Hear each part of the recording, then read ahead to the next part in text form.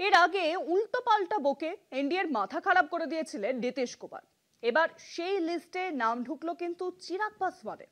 BJP আর জেডিইউকে একসাথে হুঁশিয়ারি দিয়েছেন চিরাগ। আবার সমর্থকরা আমাকে মুখ্যমন্ত্রী হিসাবে দেখতে চান, সাফ জানিয়েছেন তিনি। বলেছেন, আসন ভাগাভাগি মনের মতো না হলে এনডিএতে থাকবো না। বিহারে চিরাগ অস্বস্তি কিছুতেই কাটাতে পারছে না এনডিএ শিবির। এবার বিজেপি আর জেডিইউকে একসঙ্গে হুঁশিয়ারি চিরাগ পাসওয়ানের।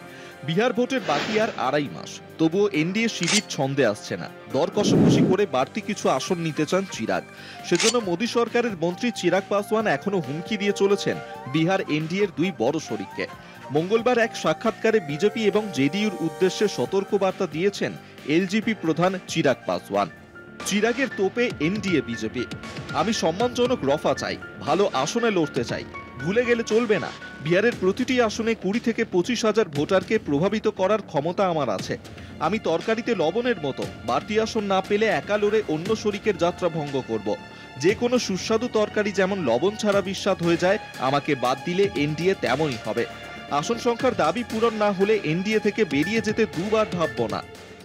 চিরাগ পাসওয়ান বিহারে কমপক্ষে 40 আসনে লড়তে চাইছেন। এনডিএর প্রাথমিক যে আসন রফা হয়েছে তাতে 30-এর বেশি আসন পাওয়ার কথা নয় চিরাগের দলের। কিন্তু কেন্দ্রীয় মন্ত্রী ইঙ্গিত দিয়েছেন, দাবি পূরণ না হলে এনডিএ থেকে বেরিয়ে যাবেন। তাতে তাঁর চেয়েও যে ক্ষতি এনডিএর বড় শরিকদের বেশি হবে সেটাও মনে করিয়ে দিয়েছেন চিরাগ। আসলে চিরাগের মনে মুখ্যমন্ত্রী হওয়ার একটা বাসনা রয়েছে, সেটা তিনি গোপনও করেননি। বলছেন, আমার সমর্থকরাও আমাকে মুখ্যমন্ত্রী হিসেবে দেখতে চান, এতে অন্যায়ের কিছু নেই। কলকাতা টিভি।